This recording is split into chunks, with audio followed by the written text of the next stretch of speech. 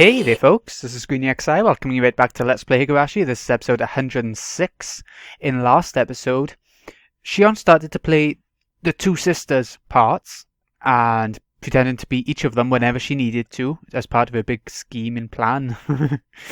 And she also tried to talk with Keiichi, tell him everything, get him up to date so that he had a chance of getting away from disappearing, I think. I think that was the main reason behind it. As well as just to make him feel a bit more alert, maybe, to the sort of stuff that's going on. Anyway, let's carry on. The Hag's motorcycle had become my primary means of transportation. My next stop was a staff meeting at the Fude Shrine's Assembly Hall. It was easy to imagine how a normal meeting would play out if we were just celebrating the end of Watanagashi. But today's staff meeting was likely going to be as strained as the Sonzaki family councils. Yes, this staff meeting was going to deal with the heart of Hinamazawa. I couldn't let my guard down, even for a moment.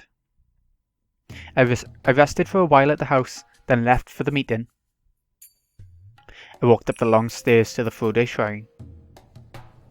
At the top I saw some elderly men smoking in front of the hall. Since they had a minor fire a long time ago, it had been made into a non-smoking area. They're shits. Is that Mion-chan? The head of the Kimiyoshi family, Uncle Kimiyoshi, noticed me and waved. He must not have expected Mion to come alone. Normally it would have been either the hag by herself, or Mion tagging along as an assistant. Granny's been in a terrible mood since the incident last night. She's been staying in bed and won't even let me get near her. They all understood how troublesome she was when in a bad mood. They smiled bitterly in sympathy. So you're here as Sonzaki family representative then? Has Oyu-san told you anything? Sort of. What do you mean, has Oyu-san told you anything? That line by itself didn't really explain much. The staff meeting was usually led by the mayor, the head of the Kimiyoshi family.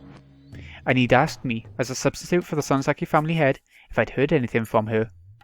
I then realised who was supposed to lead today's staff meeting. Kimiyoshi-san. Do you really have to lead the meeting today? According to the ranking order at the family councils, any substitute for the Sonzaki family head is above the Kimiyoshi family head. In other words, I'd have to lead today's meeting. Oh, dangerous. There's no way I could do that. Don't worry, I'll do it. You can just take a seat, Mion-chan. If there's something you've heard from Oyu-san, just let us know, okay? Kimiyoshi-san, why don't we get started? Everyone's here now.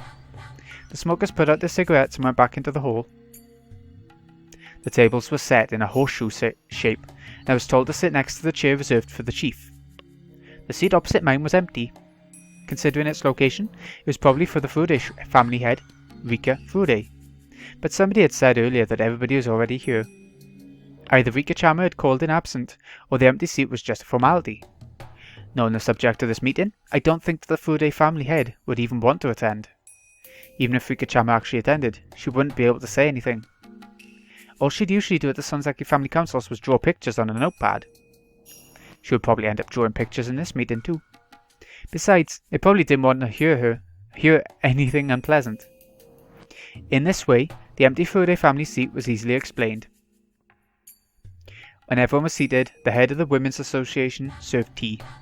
She gave me an evil look, trying to tell me to help out. I got up and did so. After that, everyone fell quiet, and the secretary stood up. Everyone, thank you for coming today on such short notice, despite your busy schedules. Let's start with a few words from the mayor. Go ahead, please. Please excuse me for staying seated. Ken-chan, you stay seated too. Thank you all for coming today. Also, you all did a great job at Watanagashi yesterday. The festival was a great success as usual. There weren't any mishaps. Lots of villagers came and I believe it went great on the whole. Let me see, how many people was it? According to the Imperial General Headquarters report, approximately 5,000 people showed up. Wah! Everyone laughed except me. Hope we'll continue to work together to carry on this tradition. I appreciate your cooperation. Clap, clap, clap. An applause with only 8 people doesn't sound so great. No. Okay, let's move on to today's proceedings. Kimiyoshi-san will lead the meeting today. Please applaud if you approve. Clap, clap, clap. Thank you. Then with your approval, Mayor Kimiyoshi will take over. Please go ahead. Thank you, Ken-chan. Let's start now. Sorry, could you close the curtains? Everyone closed the curtains nearest to them. The sun was still up, but with all the curtains closed, the room became very dark. The village chief explained the details of the incident, as well as what went on with the police. A police vehicle discovered Tomitaki-san's body on its way back to Okinamaya last night. Oishi's special curse unit was standing by, expecting something to happen for the 5th time, so they responded quickly. Since Tomitaki-san and Takano-san were rarely apart, Oishi got in touch with the neighbouring prefectural police departments and asked them to look for her. As a result, they found a burnt body of a woman in the mountains of the Gifu prefecture, and the body was then identified as Mio Takano. Considering the circumstances, the police ended up labelling the incident as the 5th of the ongoing series of mysterious deaths. When he finished, there was dead silence. I watched to see who would speak first. Nobody said a thing. Then I noticed Kimiyoshi-san looking at me. Ah, this is where the head of the Sonzaki family would speak. Mion-chan, has Oyu-san said anything about this whole thing?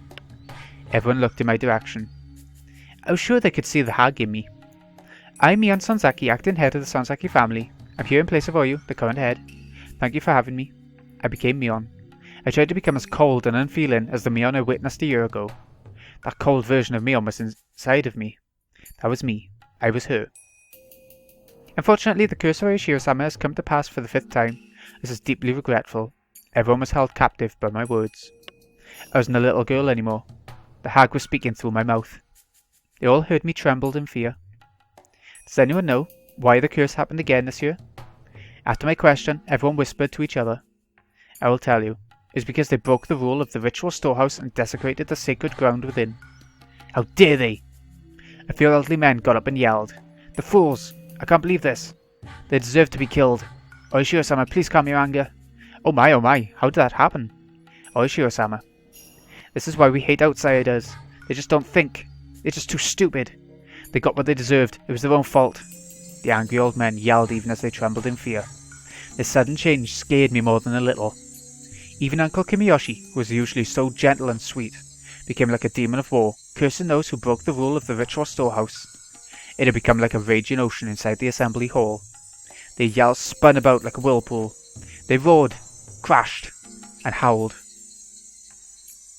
Even while doing nothing but watch, I could feel myself turning pale. Mion threatened me yesterday, and Kasei had been shocked this morning. What I saw before me was similar to that. Even the sweet and gentle Uncle Kimiyoshi was saying they deserved to die. I was fearful of the sudden change in those elderly men. Everyone's overreacting so much, aren't they? More than anything, the fact that they all believed those people deserved to die for trespassing is what terrified me. It wasn't just that, of course. The real thing I was scared of was that I was one of the people they wanted dead. In other words, it was almost like they were telling me to die of the curse. If they were to find out I snuck into the ritual storehouse, it was very possible that they would strangle me on the spot. Actually, they might not kill me that easily. By then, I was certain. The people in this room are true believers in Oishiro-sama, just like the hag.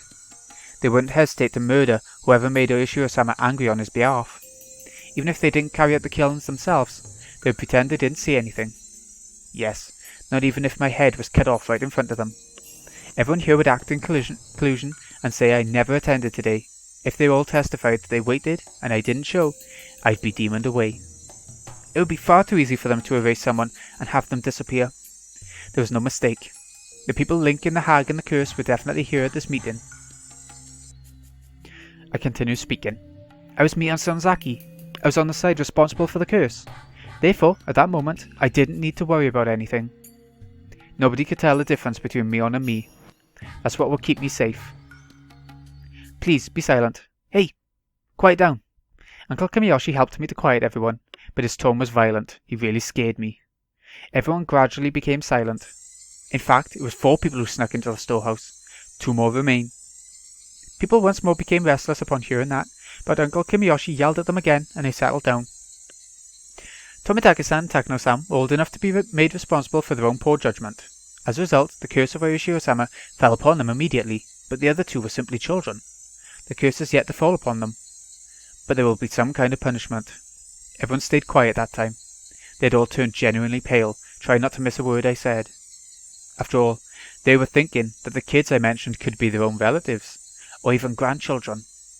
They wanted to know who they were to put their minds at ease. The other 2 who snuck into the ritual storehouse were Shion Sonozaki and Keiichi Maibara. I could feel the air getting drier. It was so dry it almost felt like it was going to start making a crackling noise. Shion Sonozaki has already... I couldn't even hear the old people breathe. I took a peek at Uncle Kimiyoshi, who was sitting next to me. He'd adored Shion, as if she were his own granddaughter, but she had been demoned away. I wanted to see how distressed and sad he'd look. When I saw his face, I felt a sensation on my back, as if my skin itself was making a cracking noise. He didn't even have an expression on his face. Uncle Kimiyoshi adored me. I loved him, and I thought he loved me too. That was why I expected him to be saddened after learning that I met with such a cruel fate. What was I thinking?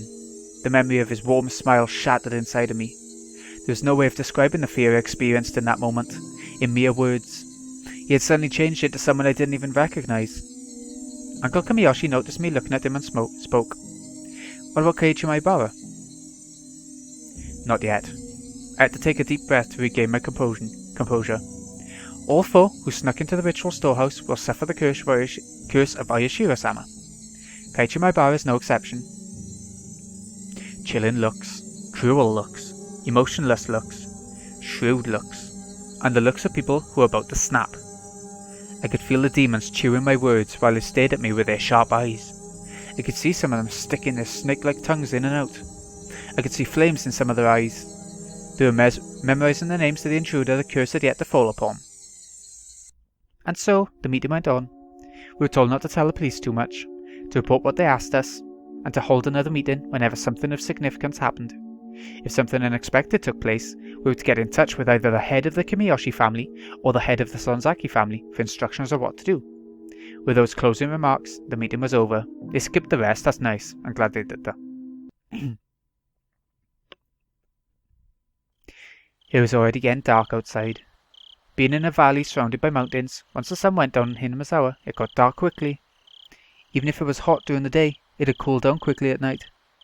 The elderly people said goodbye to each other and left on their bicycles, on their motorcycles, or in their cars. Uncle Kimiyoshi waved them goodbye and started to head home himself. I called out to him. Kimiyoshi-san, do you have plans after this? I called him Kimiyoshi-san instead of Uncle Kimiyoshi. He stopped. No, I don't have anything planned. Can you stop by my house? Does Oyu-san want to see me? Yes. She wants to talk to you about something in person. Uh-oh. Okay, I'll stop by. Shion's scheming again. Uncle Kimiyoshi arrived at the Sonzaki house. He often came to the house to have secret meetings with the hag, so he wasn't suspicious at all. I invited Uncle Kimiyoshi into the living room. I served him a cup of tea and told him I was going to fetch the hag. I left the room and killed some time down the hallway. Granny will be here after she gets dressed. She might take a while. Oh, that's okay. I'll just wait. Uncle Kimiyoshi relaxed as he sipped his cup of tea. I sat next to him. I think she wants to talk to you about Shion. I mentioned my name and watched for his reaction. Uncle Kimiyoshi looked so grim.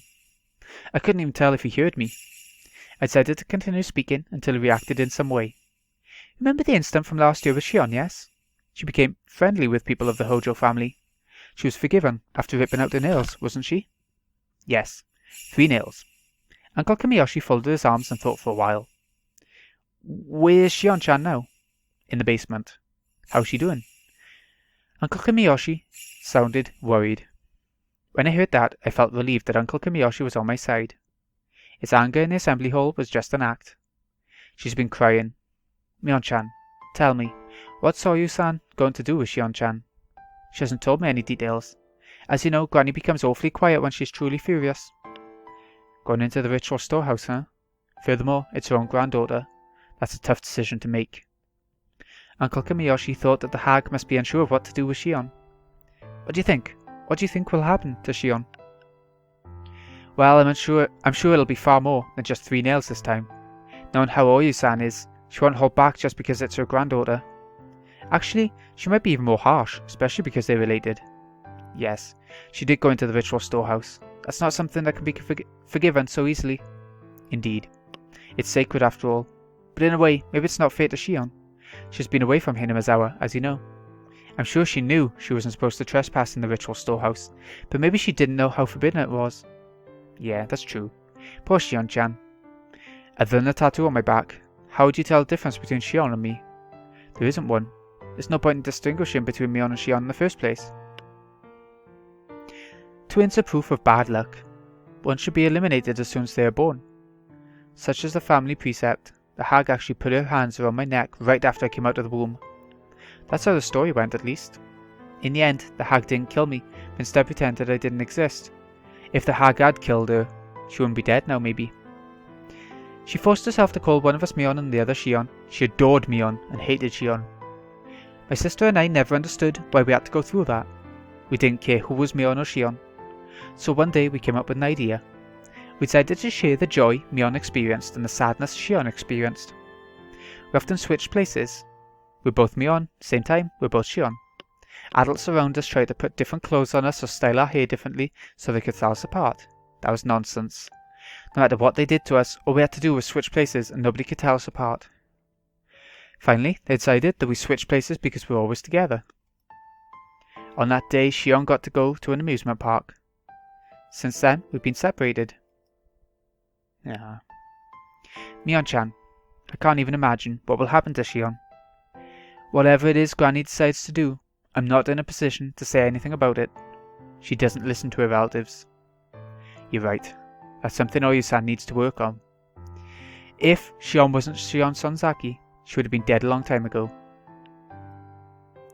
I can't even begin to imagine what kind of punishment might be equal to death. Even if she isn't killed, she'll probably never see the light of day again. In other words, she'll be demoned away. Mion-chan, does Shion-chan regret what she has done? Yes. In response, Uncle Kimiyoshi tapped my shoulder and then slapped his own chest. He smiled reliably. Don't worry. If Shion-chan feels bad about what she has done, she won't be demoned away. Leave it to me. Really? I'm sure Oyu-san will be furious to hear me say anything. But I won't give up. I'll explain to her that Shion-chan regrets what she has done, and I'll beg for her forgiveness. Tears began to fall from my eyes. I knew it. Uncle Kimiyoshi was my ally after all. He said he would forgive Shion. He was my ally. I was so very happy. You sure? You sure she won't be demoned away like Satoshi Hojo-kun was last year? Uncle Kimiyoshi smiled reliably again and told me. He was a brat of the Hojo family. It's the Shion-chan of the Sonzaki family you're talking about here. Of course she'll be forgiven. Huh? Uh-oh. A brat of the Hojo family? You talking about Satoshi-kun? Last year's victim? Those Hojo people. They were traitors who tried to sell out the whole village. Of course he got demoned away. He was a Hojo after all. Oh. The Hojo people should all be cursed. Only people like them get demoned away. Shion-chan will be okay. It won't happen to someone like her. Uncle, didn't Shion take care of that for Satoshi-kun last year? Wasn't he supposed to be forgiven? Take care of that? What do you mean? Remember? 3 nails? She removed 3 of her nails. Kasai-san, Uncle Yashiro, and then Satoshi-kun. 3 people. She removed 3 nails for 3 people. Eh? So that was why it was 3 nails, huh? Huh? What? I love that effect used in the background. I haven't seen it before on this. Wasn't that the significance of those 3 nails? Yeah, you're right.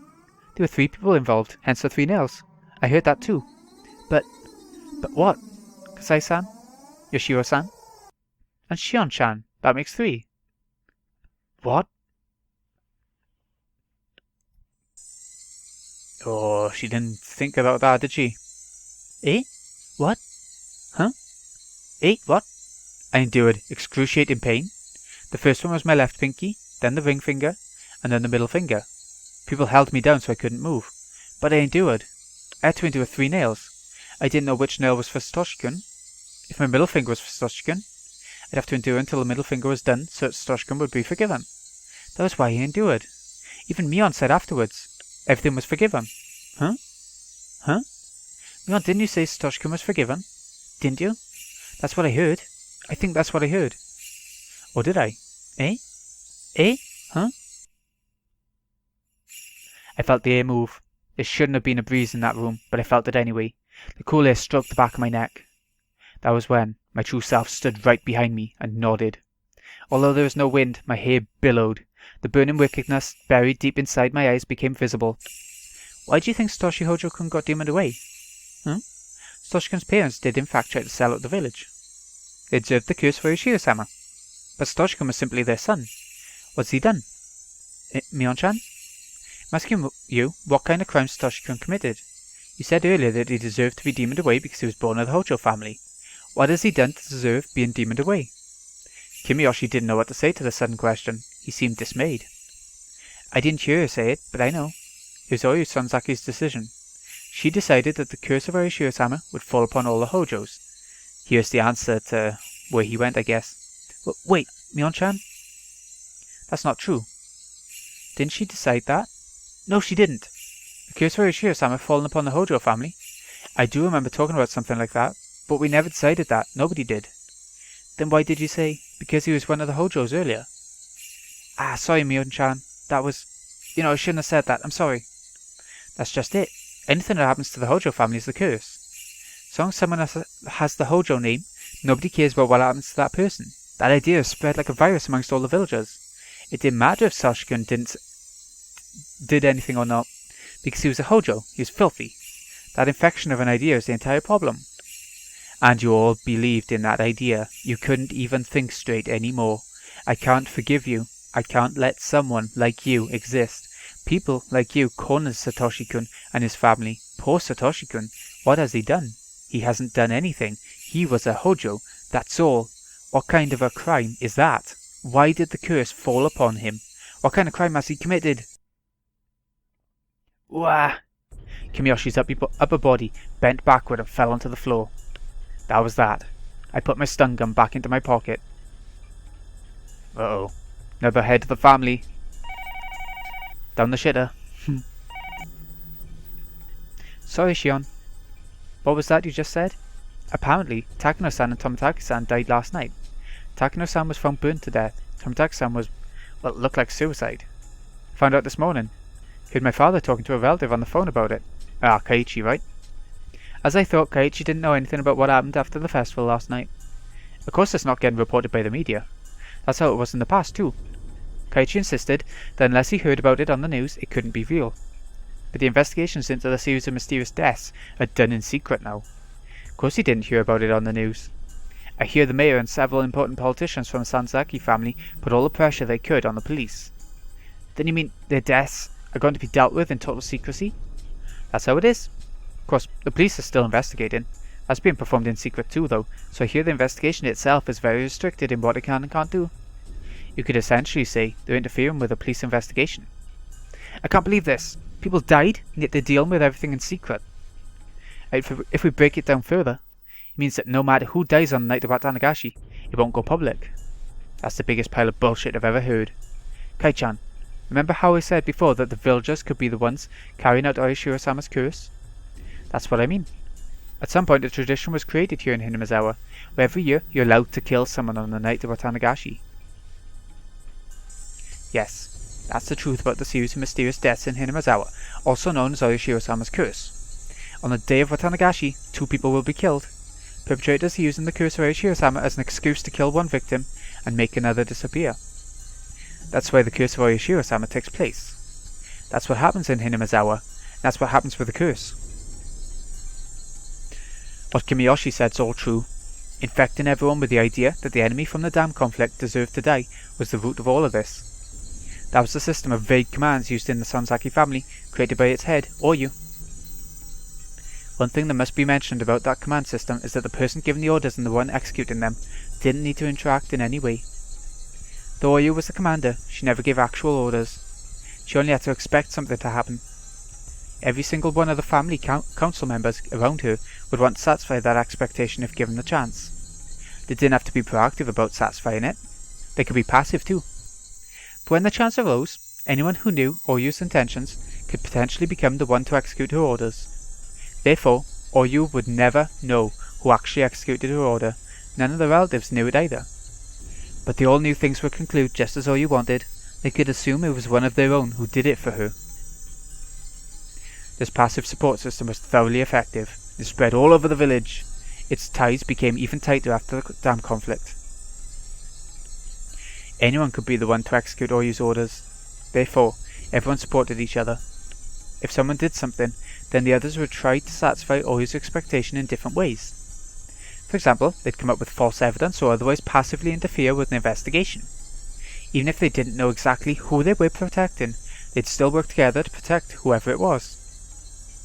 Yes, I had finally figured out how it all worked. Phrased in a more organized manner, it would go as follows. The system of killing 2 people who are unwanted by the village each year required 3 elements. First element was a region of solidarity. It was created during the long and unique history of Hinamizawa. Villagers' bonds became even tighter during the dam conflict.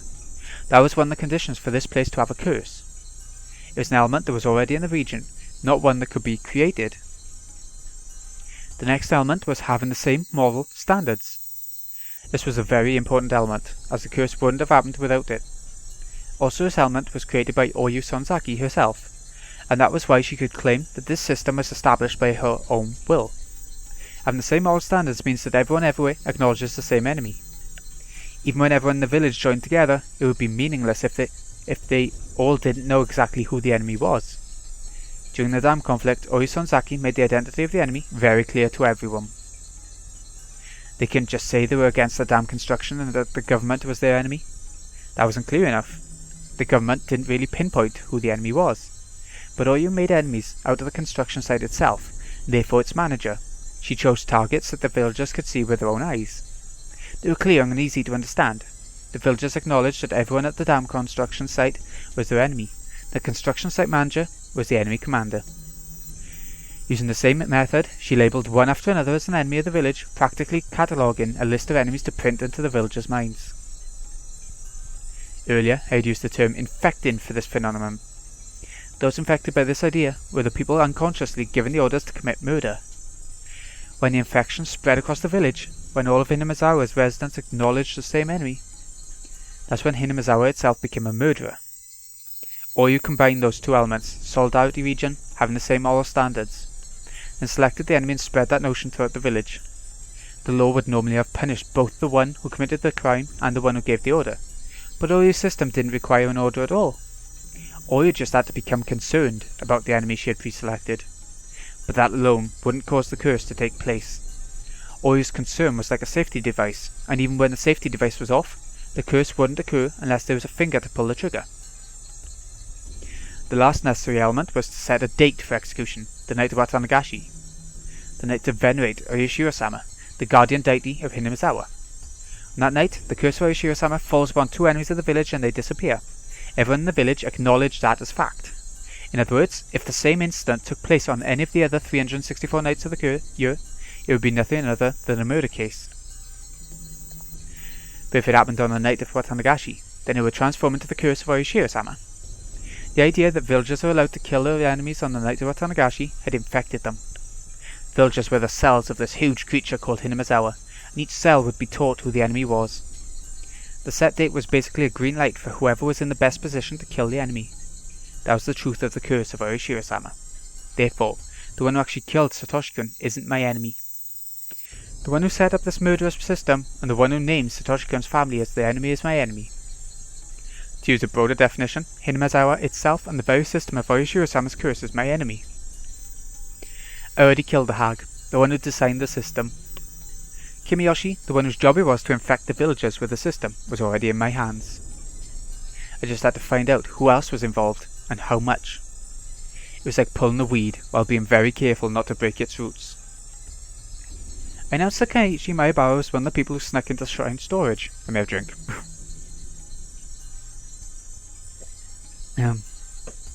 I was certain that fact that had already spread throughout the underside of the village.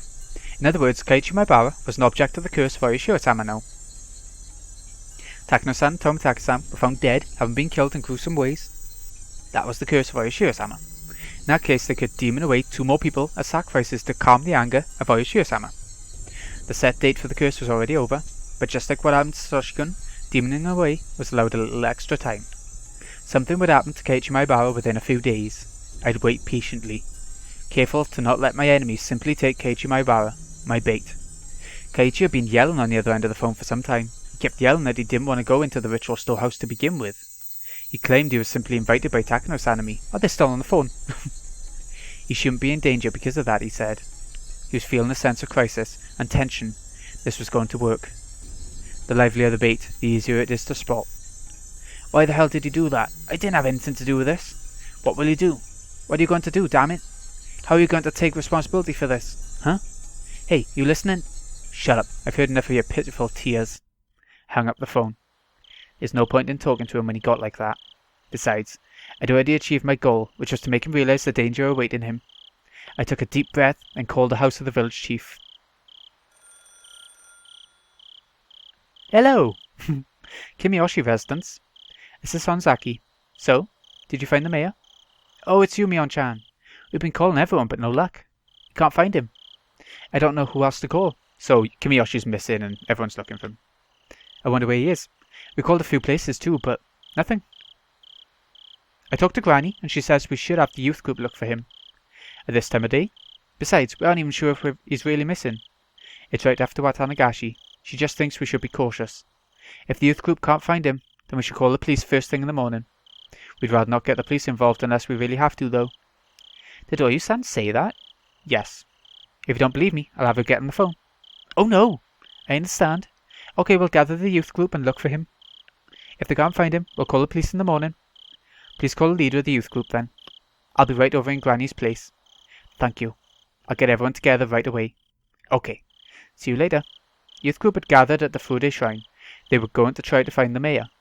I also had to go in the absence of the hag.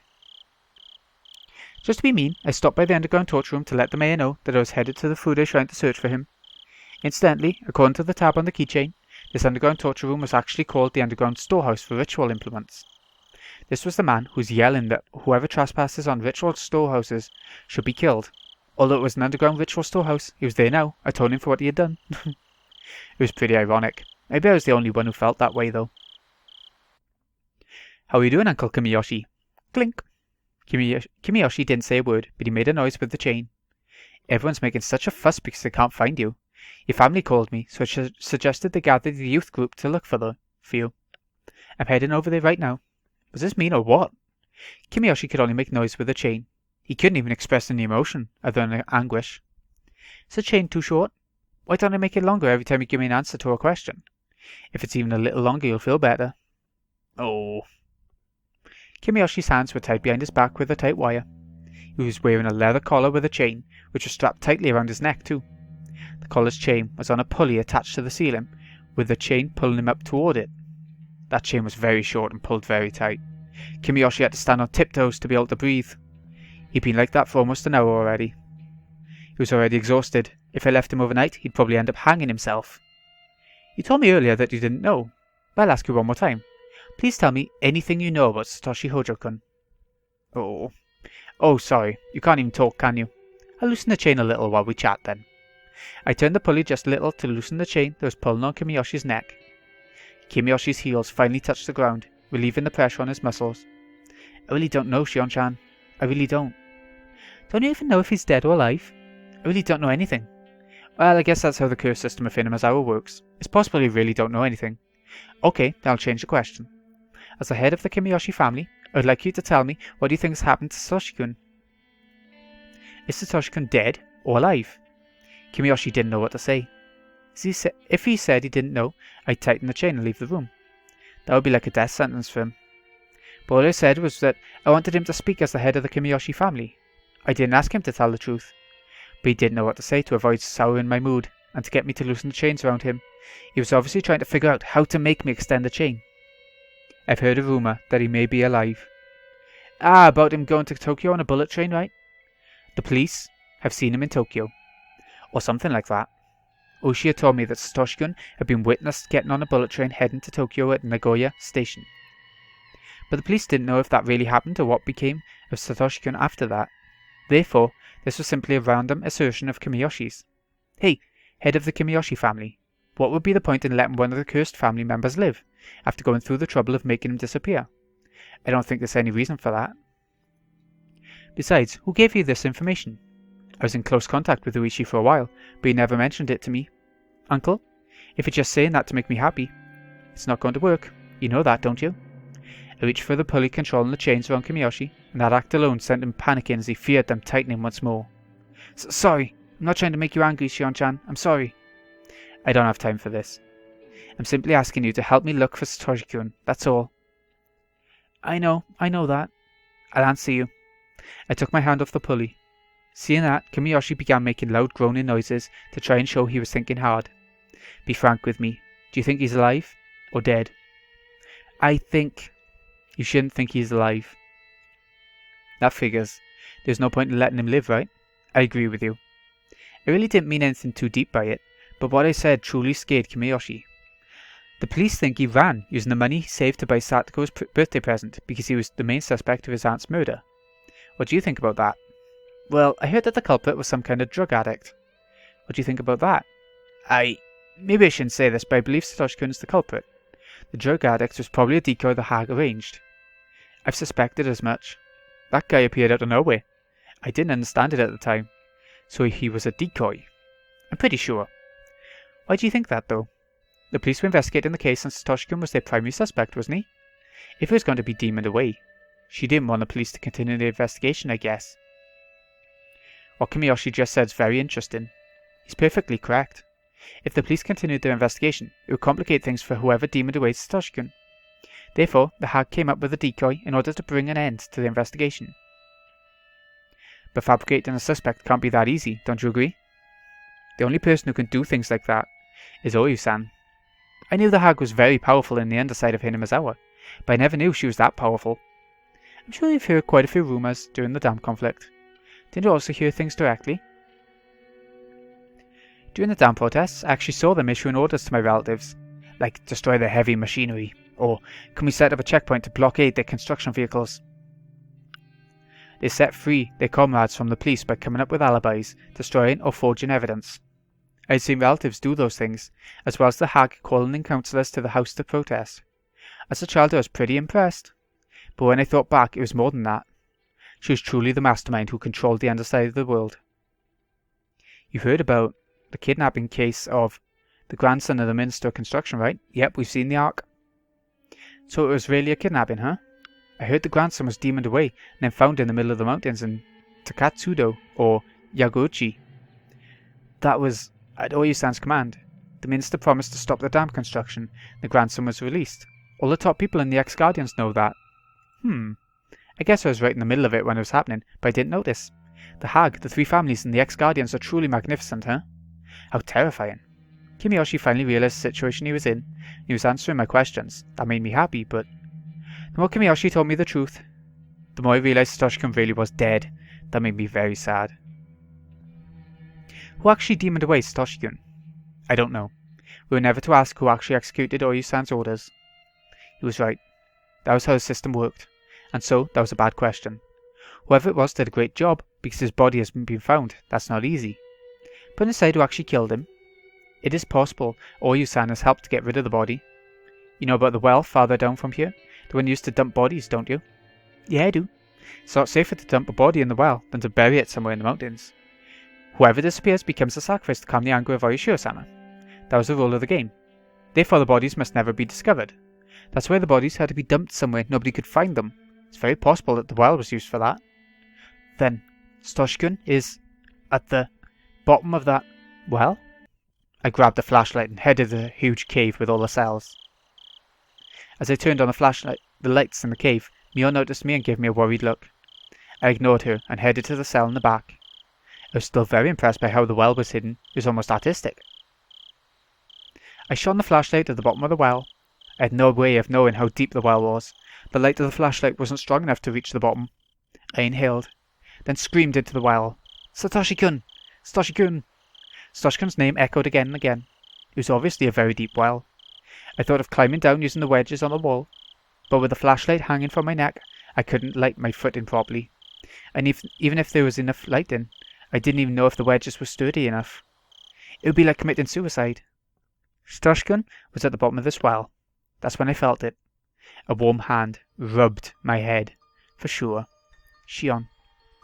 You finally found me. Satoshi-kun. Satoshi-kun. Satoshi-kun. I've been looking for you for so long. I'm sorry I couldn't find you while you were still alive. I'm sorry. It's not your fault, Shion. There was nothing you could have done before I was killed. But you did everything you could after I was dead. Satoshi-kun, I want to join you. I'm coming right now.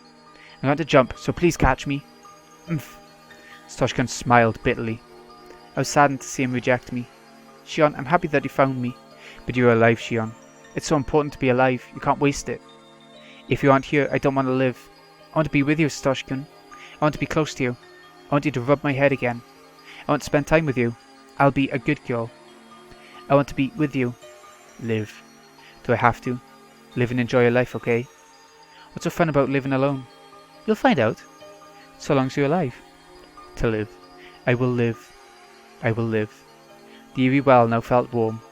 I wasn't allowed to go down to the bottom. But the edge of this well was the place where you and I could meet. At least there's enough sanity in her head still for her to make up that Satoshi's telling her to carry on living and not jump to her death in the well. There's a little bit of sanity there. Mion, Satoshi-kun, I found him.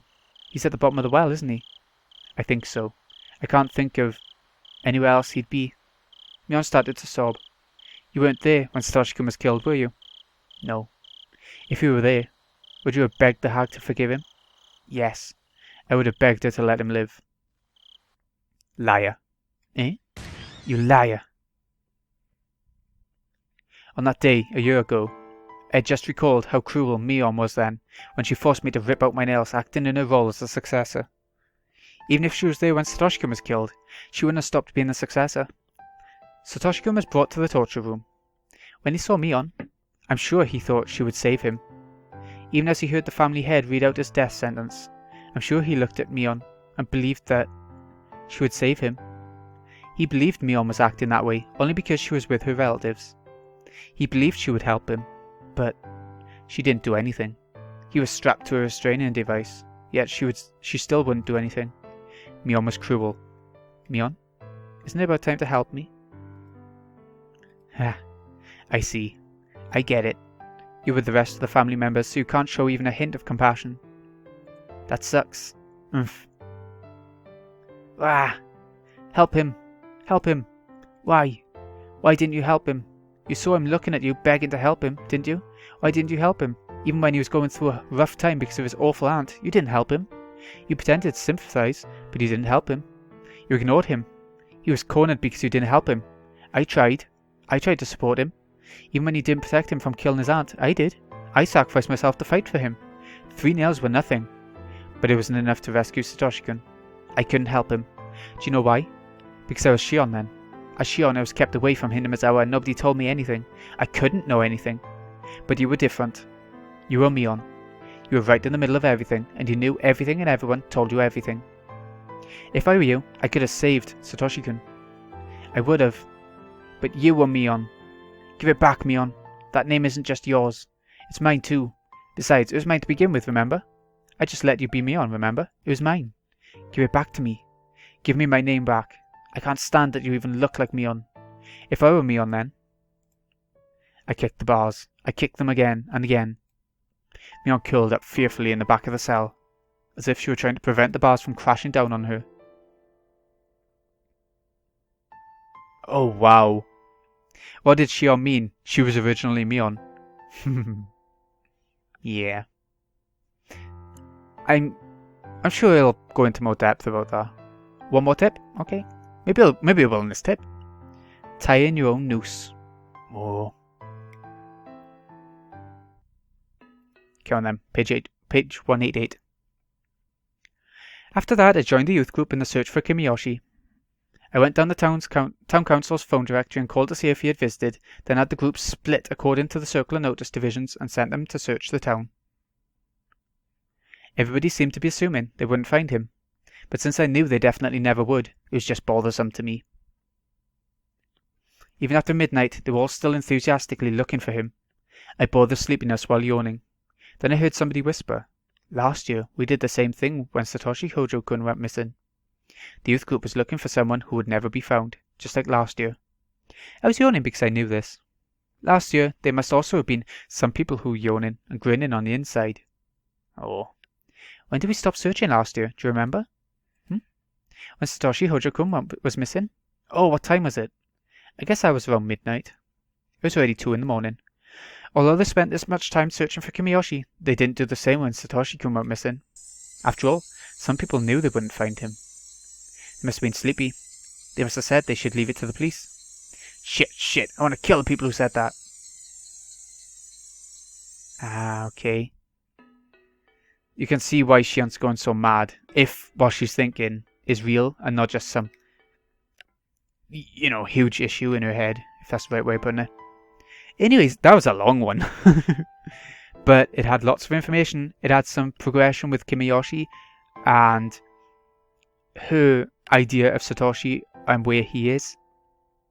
It had quite a bit going on, but it did turn out to be quite long. I'm not as fussed about the longer parts of these games, but it's only because of how I'm starting to stop in. If you're playing it for yourself, you can sort of stop, you can save wherever you want, not just like midway through chapters and stuff, and it won't feel as long then. So anyways, this has been Greeny XI.